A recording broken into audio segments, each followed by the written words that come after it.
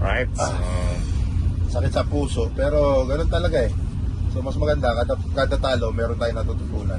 Saka sports yan. Kumbaga may matatalo, may nananalo. Oo. At the end of So, the day, sama ng loob ng mga players siya, kitang-kita naman natin. Kung masama ang loob natin na nanonood, sayang yung 19-5 run nung first half. Kung natuloy-tuloy natin yun, ano na yan turnovers eh. eh. 19-5, malaki yun. Saan dyan?